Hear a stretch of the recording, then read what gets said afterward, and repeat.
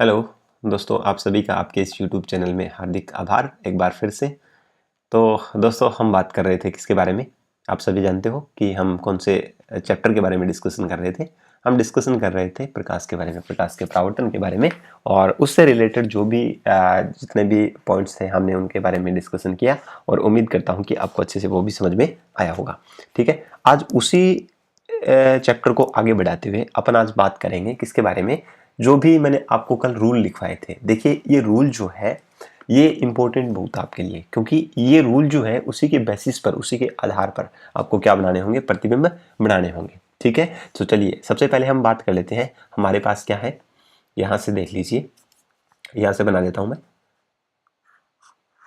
सबसे पहले हमारे पास दो प्रकार के दर्पण है, आपको पता है सभी को। सबसे पहला दर्पण मैं लेता हूं, कौन सा? अवतल दर्पण। ये अवतल दर्पण है, और इस अवतल दर्पण से हम प्रतिबिंब निर्माण सीखेंगे कि इससे कैसे प्रतिबिंब बनता है, किसी भी वस्तु का प्रतिबिंब कैसे बनता है। तो ध्यान रखें, यहां पर क्या चीज है? प्रतिबिंब निर्माण। या फिर आपको ये देगा कि किरण आरेख चित्र बनाइए। ये क्वेश्चन आपसे पूछा गया है, प्रतिबिंब या फिर किरण आरेख चित्र। प्रतिबिंबों के कौन से चित्र है? किरण आरेख, आरेख चित्र, ये ध्यान रखें। तो प्रतिबिंबों के किरण आरेख चित्र कैसे बनते हैं? तो सबसे पहले हम किसके बारे में बात करेंगे? यहाँ पर मैं आपको बता चुका हूँ कि सबसे पहले अपन डिस्कशन करेंगे किसके लिए? अवतल दर्पण के लिए।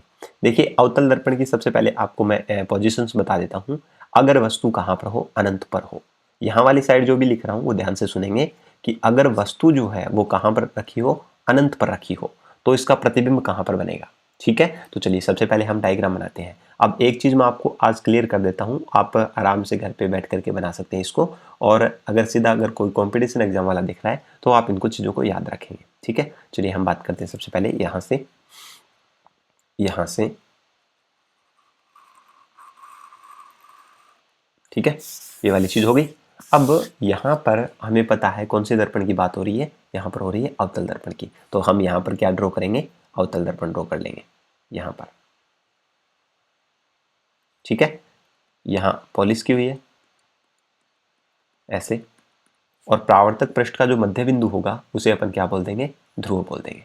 यहाँ वाला, ये वाला जो परावर्तक पृष्ठ का मध्य बिंदु है, ये वाला, ये क्या कहलाता है? ध्रुव कहलाता है, पोल कहलाता है। दर्पण जिस कोले का भाग है उस कोले का मध्य बिंदु क्या कहलाएगा? वक्रता केंद्र कहलाएगा, सी। और इन दोनों के बीच का जो बिंदु है, वक्रता केंद्र और ध्रुव के बीच का बिंदु, उसको बोलते हैं मुख्य फोकस। ठीक है, अब एक चीज ध्यान से सुनेंगे आप सभी लोग कि ये वाली जो दूरी है, यहां से जो ये एफ मुख्य फोकस और जो ये वाली दूरी है ध्रुव के बीच की, ये दूरी जितनी होगी उतनी ही दूरी कौन सी होगी? ये वाली होगी, सी और एफ के बीच में। ये दोनों दूरियां आपको एकदम समान बनानी है, तभी आपका किरण आरेख चित्र सही बैठेगा। ये मेन इंपॉर्टेंट बात है। आप घर पे जो बनाओगे तो आप सीधे स्केल से बनाना, और जितनी डिस्टेंस पी और एफ के बीच में है उतनी ही डिस्टेंस आप सी और एफ के बीच में रखना। एफ पॉइंट जो है वो एकदम बीचों बीच आना चाहिए, तभी आपका डायग्राम सही बनेगा। चलिए सबसे पहले हम बात करते हैं कि वस्तु कहाँ पर है? अनंत पर है। अनंत पर है तो उसका मतलब साफ है कि अनंत वाली वस्तु जैसे कहीं से भी आ सकती है। जैसे मान लो मुख्य अक्ष के समांतर अनंत से आ रही है। कहाँ से आ रही है? अनंत से आ रही है। देखिए एक किरण यहाँ से आ रही है, ये भी अनंत से आ रही है, इसलिए मैंने डॉट डॉट से दिखाया। अनंत का मतलब पता नहीं कहाँ से आ रही है, बहुत दूर से आ रही है ये किरणें। अगर किरण अनंत से आती है और मुख्य अक्ष के समांतर आती है, तो बेटा ध्यान से रखना, ये रूल कल ही मैंने करवाया था कि वो हमेशा किरणें कहाँ से गुजरेगी। तो ऑब्वियसली आप बता दोगे कि सर वो सारी जो किरणें हैं वो फोकस से गुजरेगी। कहाँ से गुजरेगी? फोकस से। तो ये वाली किरण जो नीचे वाली जो जा रही है, ये भी कहाँ से गुजरेगी? फोकस से गुजरेगी। ठीक है, ऐसे आपको चिन्ह भी लगाने हैं, ये ध्यान रखें। ठीक है, तो एक बात क्लियर हो गई कि प्रतिबिंब का मतलब है जहां पर परावर्तित किरणें काटेगी वो उसका प्रतिबिंब होता है। तो आप ये देख सकते हैं, ये वाली जो किरण आ रही है, ये दोनों किरणें, ऊपर वाली नीचे वाली, जो मुख्य अक्ष के ऊपर और नीचे से किरणें आ रही है, ये इस दर्पण से परावर्तन के बाद एफ पर काट रही है। जहां पर ये परावर्तित होने वाली किरणें काटेगी वहां पर वस्तु का क्या बनेगा? प्रतिबिंब बनेगा। ठीक है, बात समझ आ गई? चलिए हम देख लेते हैं सबसे पहले प्रतिबिंब कहां बना। प्रतिबिंब, प्रतिबिंब बिंदु। अब आपको एक एक चीज ध्यान में रखनी है। सबसे पहले बात तो स्थिति कहाँ है, ये 3-4 पॉइंट लिखने हैं आपको, ये ध्यान रखना। स्थिति यानी कि प्रतिबिंब स्थित कहाँ हुआ, तो ये दोनों रेखाएं, ये देखो ये वाली जो दोनों रेखाएं ये कहाँ पर काटी है, आप बोलोगे कि सर मुख्य फोकस पर काटी है, तो प्रतिबिंब की स्थिति तो आ गई मुख्य फोकस पर। ठीक है, अब दूसरी बात, इसकी प्रकृति कैसी है। प्रकृति का मतलब ये होता है कि ये वास्तविक है या फिर आभासी है। आभासी का मतलब ये है कि अगर रेखाएं ये वास्तव में काट रही है, दोनों ये जो परावर्तित किरणें हैं अगर वास्तव में काट रही है, मैं एक बार आपको ड्रॉ कर देता हूं, ये वाली जो किरणें हैं ये आपको दिख रही है, ये परावर्तित किरणें ये वाली, और यहां से ये परावर्तित किरणें अगर वास्तव में काट रही है, देखो आप वास्तव में काट रही है इस बिंदु पर, तो जो वास्तव में अगर काटेगी तो उसके लिए प्रतिबिंब की जो प्रकृति हो जाएगी वो हो जाएगी वास्तविक और उल्टा। वास्तविक और उल्टा, प्रतिबिंब की प्रकृति कैसी हो गई, वास्तविक और उल्टा हो गई। ठीक है, समझ में आ गई बात सभी को। ठीक है, तो वास्तविक और उल्टा होगा, याद रखना। वास्तविक है ये एक्चुअल मिरर, सॉरी एक्चुअल। ठीक है, ठीक है, तो याद रखना एफ का मतलब यहाँ पर वाह मैंने लिखा है, इसके डॉट आगे क्यों लगाया, क्योंकि इसका मतलब पूरा क्या है मैं लिख ही देता हूँ, आपको पता नहीं चले तो। प्रतिबिंब बनेगा कैसा, वास्तविक, रियल इमेज बनेगी वास्तविक। ठीक है, अब यहाँ पर आकार की बात करें, इसका साइज कैसा होगा, तो आप साइज कहाँ से नापेंगे, मुख्य अक्ष के ऊपर और मुख्य अक्ष के नीचे से आप साइज नापेंगे। तो मुख्य अक्ष के ऊपर है क्या, नहीं है। मुख्य अक्ष के ऊपर जा रहा है, नहीं जा रहा है, एक बिंदु के रूप में जा रहा है, इसका मतलब ऊपर भी नहीं जा रहा, नीचे भी नहीं जा रहा है, इसका मतलब बिंदु के रूप में।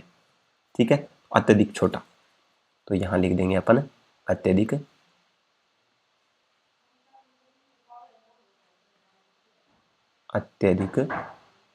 छोटा। अत्यंत छोटा हो सकता है, क्यों होगा, क्योंकि मुख्य अक्ष के ना तो ऊपर निकल रहा है ना ही नीचे निकल रहा है।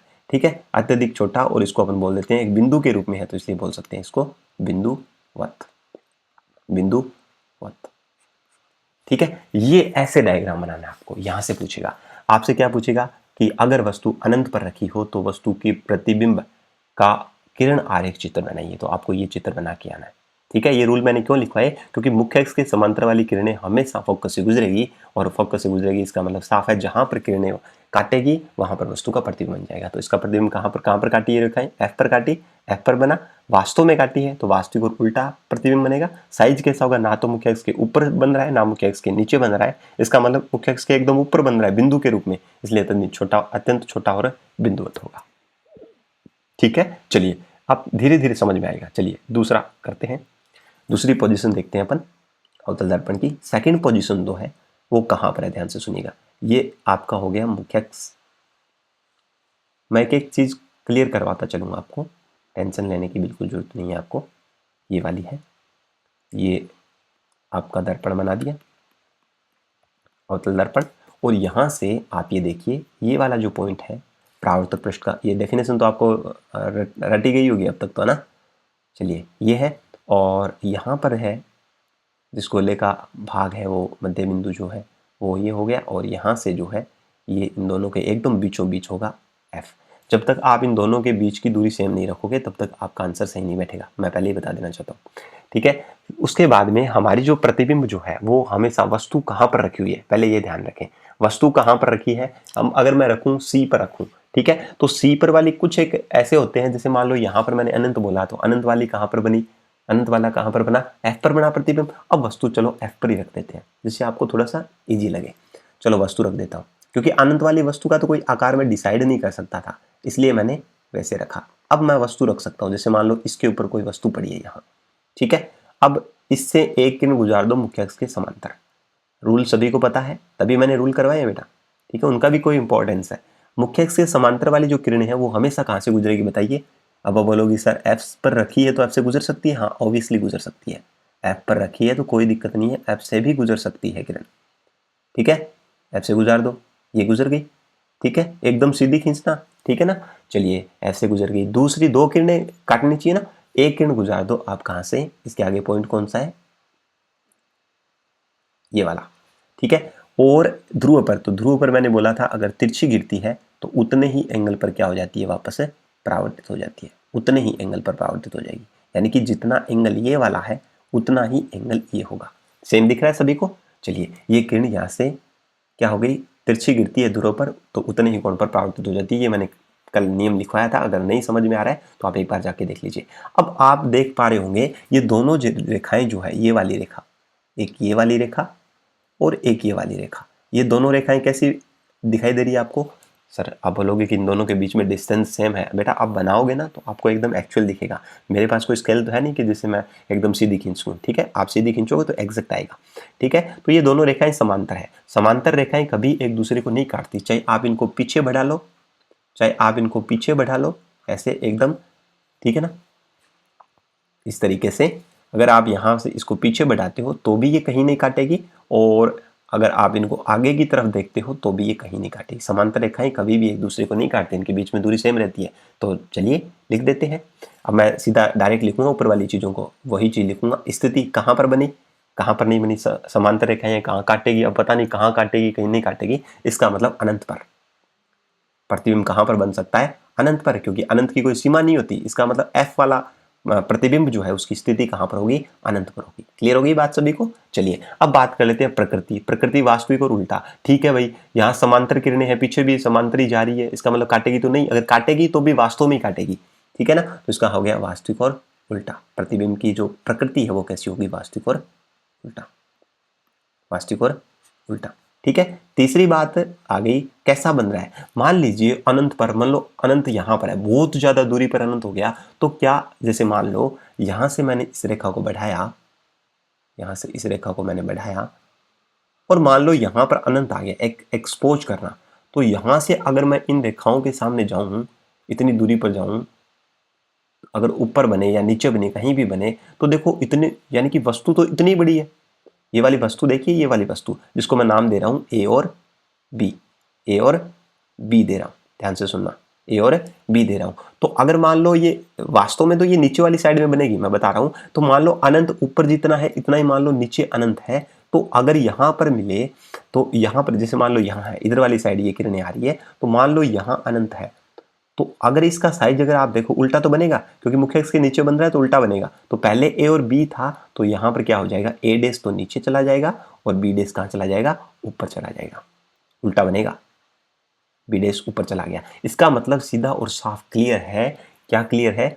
कि जो प्रतिबिंब बनेगा अगर अनंत पर बन भी जाता है तो वो बहुत वस्तु से तो बहुत बड़ा बनेगा। ए बी देख लो या ए डेस बी डेस देख लो, तो यहाँ पर जो वस्तु का जो साइज है, लंबाई जो है वो क्या, बहुत ही कम है। इसका मतलब प्रतिबिंब जो बनेगा वो बहुत ज्यादा बड़ा बनेगा, अत्यधिक बड़ा, अत्यधिक बड़ा बनेगा। ये दोनों कंसेप्ट आप लोगों को क्लियर हो जाने चाहिए।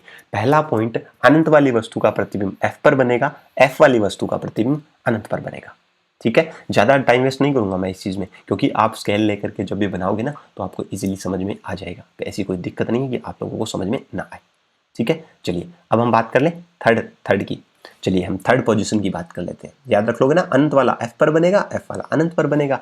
अनंत वाली से वस्तु आ रही है, किरण आ रही है, प्रकाश किरणें, तो वो क्या करेगी? एफ पर बिंदुवत बनाएगी, और एफ पर अगर वस्तु रखी हुई है तो अनंत पर जाकर के बहुत बड़ा प्रतिबिंब बन जाएगा। और वास्तविक और उल्टा तो दोनों में बनेगा, ठीक है। उल्टा क्यों बोल रहा हूं? क्योंकि मुख्य अक्ष के नीचे बनेगा, ठीक है। चलो तीसरी पोजीशन देख लेते हैं। तीसरी पोजीशन के अंदर याद रखें, अगर वस्तु कहां पर रखी हो? एफ पर, सी पर रखी हो, ध्यान रखेंगे। वस्तु कहां पर रखी हो? सी पर। सी का मतलब वही है वक्रता केंद्र, सेंटर ऑफ कर्वेचर, सी पर रखी हो। चलिए सी पर रखें तो कैसा बनेगा देखिए,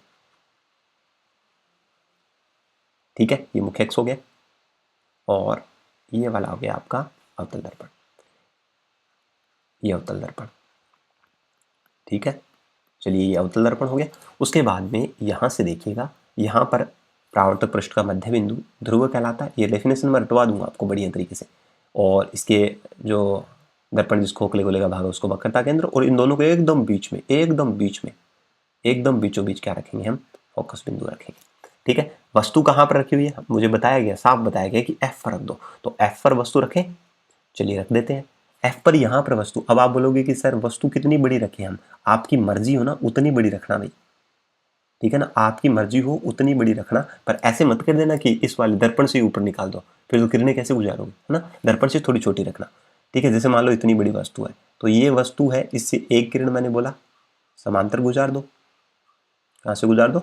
समांतर गुजार दो, ठीक है। और जो समांतर वाली किरणें जाएगी वो हमेशा कहां से गुजरेगी? आप सभी को पता है इतना तो, कि सर आपने बताया था नियम में कि वो जाएगी हमेशा कहाँ से, एफ से।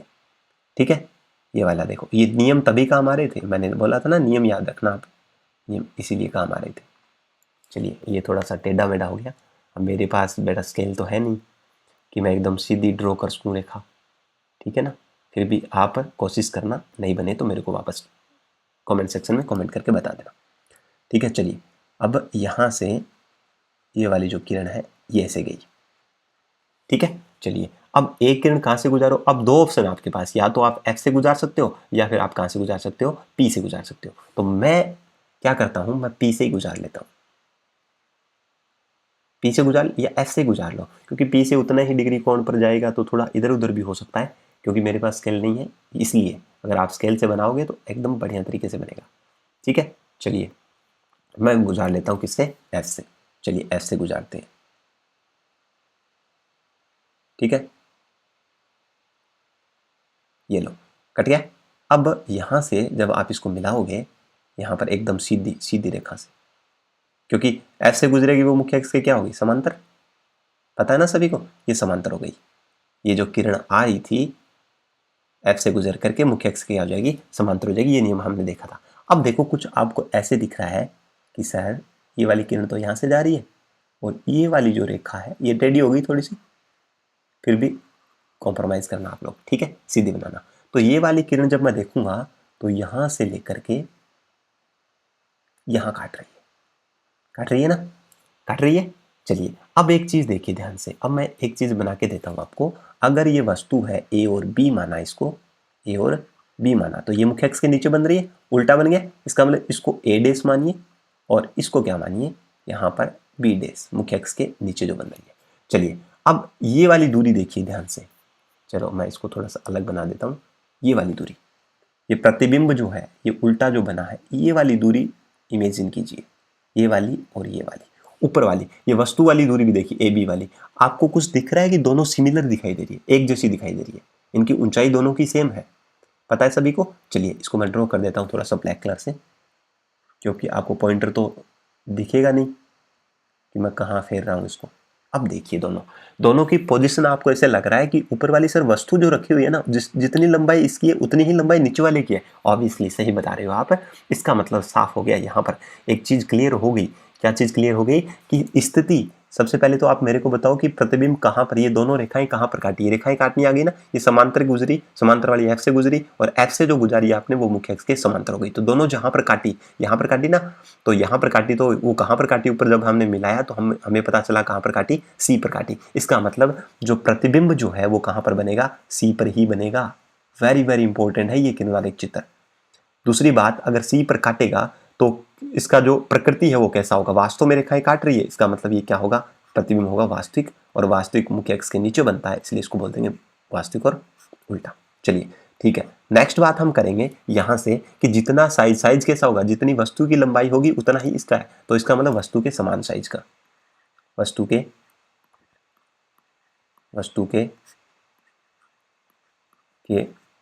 समान, वस्तु के समान साइज का होगा। प्रतिबिंब भी कैसा होगा, वस्तु के समान साइज का होगा। जितनी लंबाई वस्तु की होगी उतना ही प्रतिबिंब की होगी। क्लियर हो गई बात सभी को, ठीक है। ये वाला चित्र भी ध्यान रखना। तो 2-3 कंडीशन करवा दी। अनंत वाली का प्रतिबिंब एफ पर बनेगा, एफ वाली का अनंत पर बनेगा, और वक्रता केंद्र पर रखी वस्तु है तो उसका प्रतिबिंब भी वक्रता केंद्र पर बनेगा। जितनी लंबाई इसकी होगी, क्योंकि सी वाला सी पर बन रहा है, इसका मतलब लंबाई भी दोनों की सेम होगी, तो वस्तु के समान साइज का प्रतिबिंब बनेगा और उल्टा बनेगा और वास्तविक होगा। ठीक है, तो ये चीज़ें आपको क्लियर हो चुकी है। देखो बेटा, स्केल के बगैर भी मैं देखो एकदम सीधे बना रहा हूँ। ठीक है, तो आपका ये फर्ज बनता है कि आप मेरी बात मान करके एक बार स्केल यूज कर करके आप बनाने का प्रयास करें, जिससे कि आपको क्या है, दिक्कत नहीं आएगी। ठीक है ना, ये थोड़ा सा मेरी बात मान लीजिएगा। ठीक है, चलिए ये वाला क्लियर हो गया बात सभी को, ये तीनों चीज़ें समझ आ गई ना सभी को। अब देखिए आगे वाली साइड में अपन चेक कर लेते हैं, और अभी आगे पीछे नहीं हो रहा, ऊपर नीचे नहीं जा रहा, इसका मतलब इसको डिलीट करना पड़ेगा। 3 पोजीशन समझ आ गई। अगर नहीं समझ आई अब भी, अगर कोई दिक्कत है तो आप क्या करो, इसका स्क्रीनशॉट ले लो और स्क्रीनशॉट लेके रख लो। ठीक है, ले लिया होगा अब तक, कर दूं डिलीट। चलिए इसको डिलीट कर देते हैं।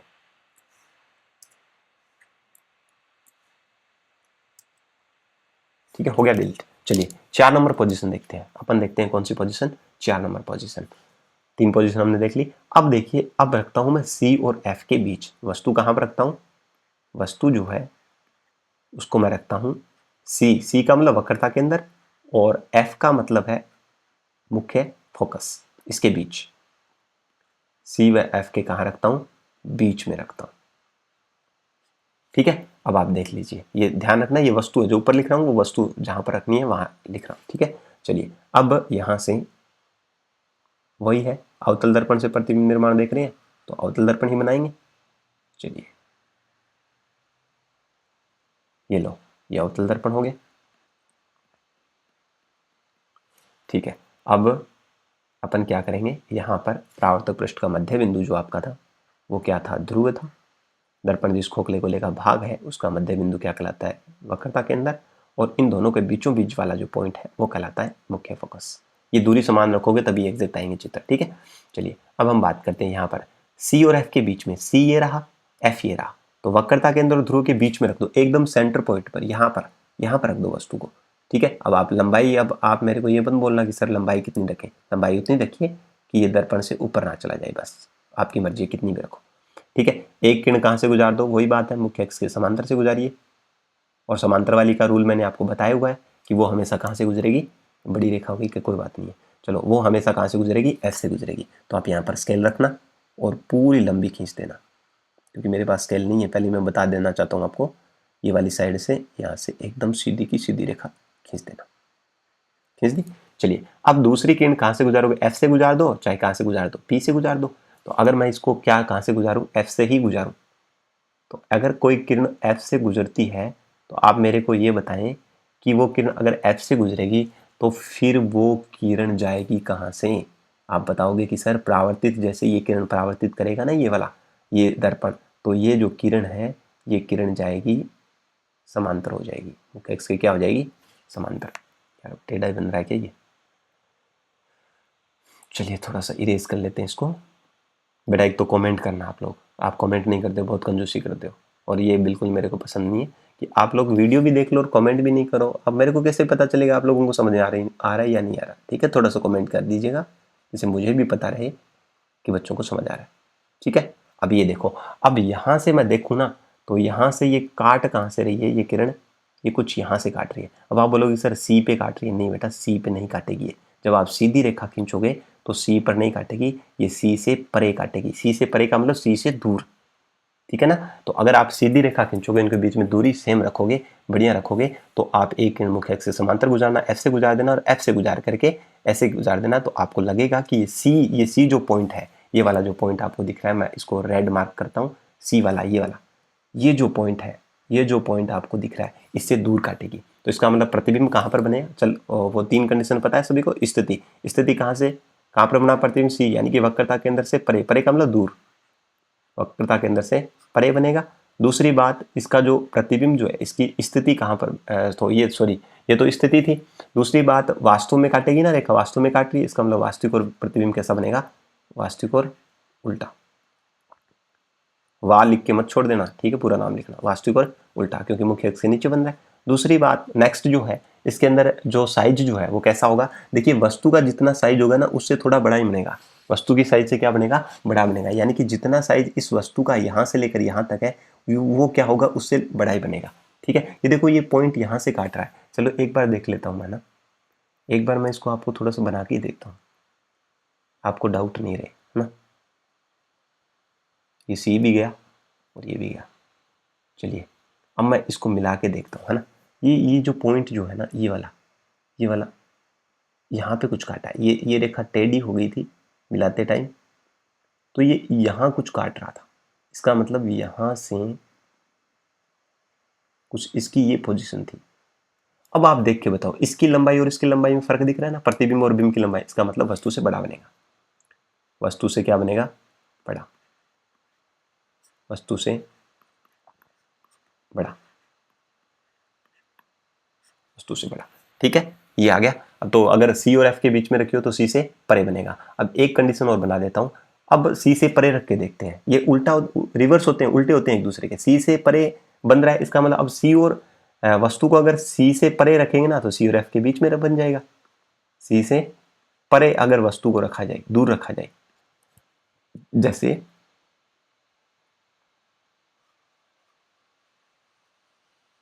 ये हो गया इसका मुख्य अक्ष, और यहां पर ये वाली चीज हो गई इसका दर्पण, अवतल दर्पण। कौन सा दर्पण हो गया?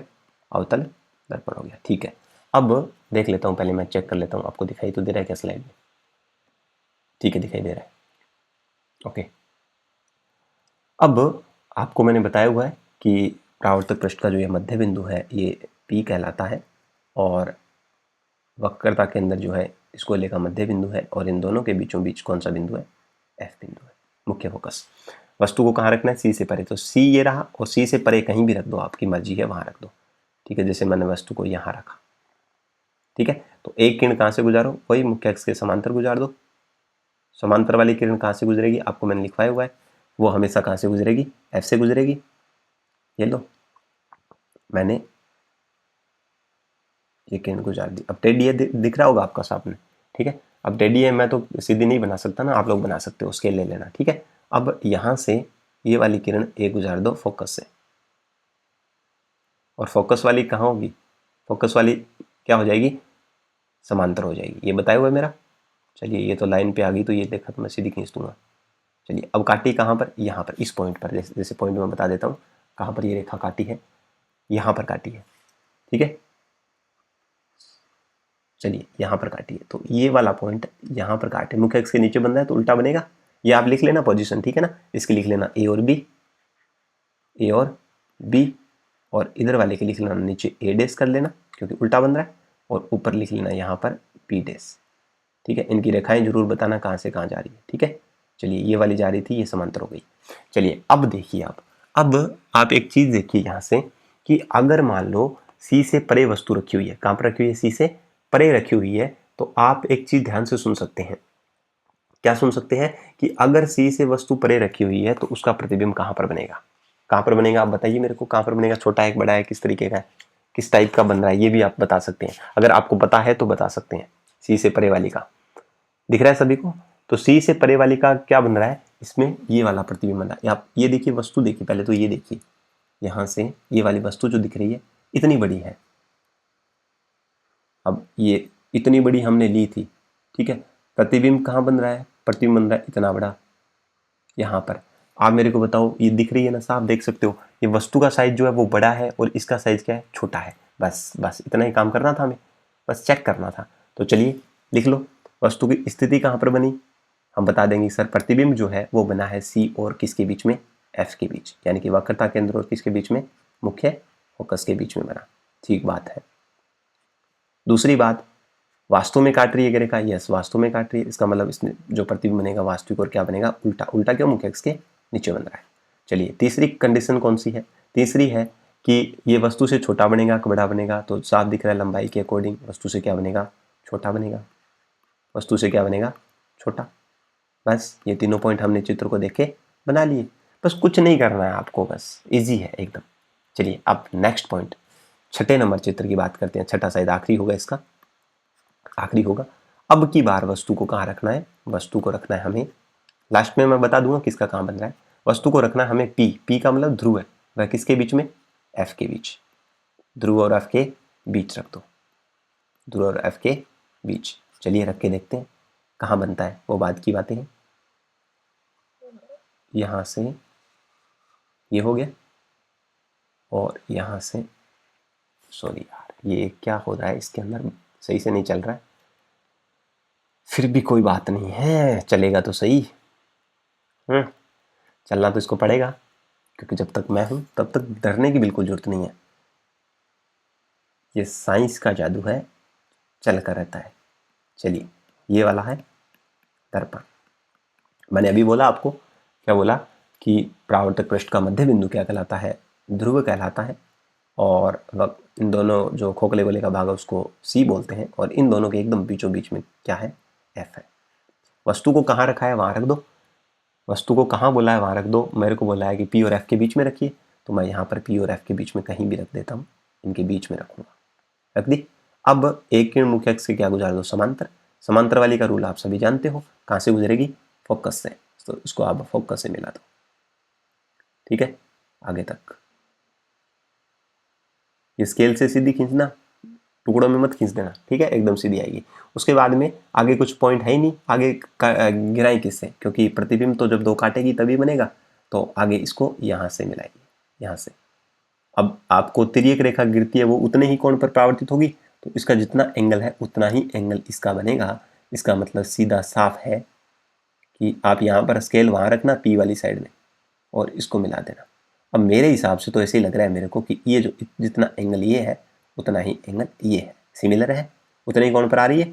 ठीक है, अब इतना ध्यान में रखना आपको। चलिए, अब मेरे को ये साफ दिख रहा है कि सर अगर आप आगे तो कितना इसको बढ़ा लो, चाहिए आगे आप इसको कितना ही बढ़ा लेना, ये मिलेगी नहीं। क्यों नहीं मिलेगी, समांतर वाली तो फिर भी पता नहीं अनंत पे जाके मिल जाती, पर वास्तव में तो होता नहीं है, ऐसा संभव नहीं है, क्योंकि अनंत भी कोई नजदीक थोड़ी है। पर ये रेखाएं तो वास्तव में दिख रही है, जैसे जैसे दूर जा रही है, यहाँ से देखिए इन दोनों के बीच में गैप पड़ता जा रहा है। यहाँ तो इतना गैप है, ये बनाना नहीं है, मैं समझा रहा हूँ बस खाली, यहाँ इतना गैप है, इसका मतलब इसके बीच में गैप बढ़ रहा है, आगे तो किसी भी चांस में नहीं बढ़ेगी। इसका मतलब अगर इसको मैं पीछे बढ़ाता हूँ, अगर मैं इसको पीछे बढ़ाता हूँ ऐसे, और इसी रेखा को भी पीछे बढ़ाता हूँ, तो ऑब्वियसली सर आपने सही बोला कि ये पीछे जाके तो काट रही है, पीछे जाके क्या कर रही है, काट रही है। तो हमें तो इन रेखाओं के सीध में यहाँ जो है हम कहाँ से देखेंगे, हम तो यहाँ से देखेंगे ना, ये किरणें हम यहाँ से देखेंगे, तो हमें लगेगा कि यार ये किरणें जो है वो वास्तव में यहाँ पर काटती हुई प्रतीत हो रही है। ठीक है, तो यहाँ पर वस्तु का प्रतिबिंब बन रहा है, जहाँ काटेगी वहां पर मैंने क्या बोला, प्रतिबिंब बन रहा है, वास्तव में नहीं काट रही है, बस फर्क इतना ही है, पर दिख तो प्रतीत तो हो रही है ना काटती हुई। इसका मतलब यहाँ पर वस्तु का प्रतिबिंब बन सकता है। अगर ये वस्तु ए और बी है, ए और बी लंबाई की है, तो ऑब्वियसली ये भी सीधी बन रही है, मुख्य अक्ष के ऊपर बन रही है, इसका मतलब सीधी है, तो ए डैश और ये बी डैश हो गया। अब आप मेरे को ये बताइए, अब स्थिति वगैरह तो आप जानती हो सारे, सबसे पहले बता दीजिए वस्तु का जो प्रतिबिंब जो है वो कहाँ पर बनेगा, दर्पण के पीछे बन रहा है, क्योंकि पीछे पॉलिश की हुई थी, फिर भी आती हुई मिलती हुई प्रतीत हो रही है, इसका मतलब दर्पण के पीछे बन रहा है, पॉलिश की साइड में, तो दर्पण के पीछे, या फिर आप बोल सकते हो कि वस्तु के सामने, वस्तु के सामने, ये रही वस्तु, वस्तु ए बी यहाँ है, इसके जस्ट सामने इधर वाली साइड में बन रही है। ठीक है, दूसरी कंडीशन कि वास्तविक है, आभासी है, वास्तव में नहीं है। अब आप बोलोगे सर वास्तव में क्यों नहीं है, क्योंकि ये दोनों जो परावर्तित किरणें हैं ये तो काटी नहीं, इनके बीच में तो दूरी बढ़ती जा रही है, पर पीछे बढ़ाया तब हमें प्रतीत हुआ, आभास हुआ। इसका मतलब ये वास्तव में नहीं काट रही है, इसका मतलब ये प्रतिबिंब आभास हो रहा है, तो इसका मतलब ये प्रतिबिंब कैसा है, आभासी। और आभासी प्रतिबिंब हमेशा मुख्य अक्ष के ऊपर बनता है, तो मुख्य अक्ष के ऊपर बनेगा वो प्रतिबिंब कैसा होगा, सीधा। ये एक कंडीशन ऐसी है जिसमें आभासी और सीधा बनता है, बाकी सभी में वास्तविक और उल्टे हैं। ठीक है, अब वस्तु का साइज क्या होगा, प्रतिबिंब का साइज क्या होगा, जो प्रतिबिंब आपने बनाया है ए डैश बी डैश, इसका साइज देख लो, वस्तु की साइज की लंबाई में क्या है, बहुत बड़ा है, तो आप लिखोगे इसका बहुत बड़ा, बहुत बड़ा। प्रतिबिंब का जो साइज है वो कैसा होगा, बहुत बड़ा होगा। ये लो, ये 6 पोजीशन थी अवतल दर्पण से रिलेटेड जो मैंने आपको करवा दी है। तो उम्मीद करता हूँ कि आपको ये वाली जो वीडियो जो है उसमें आप समझ गए होंगे कि प्रतिबिंब का निर्माण कैसे करना है, समझ गए होंगे, क्लियर होगी ना बात सभी को।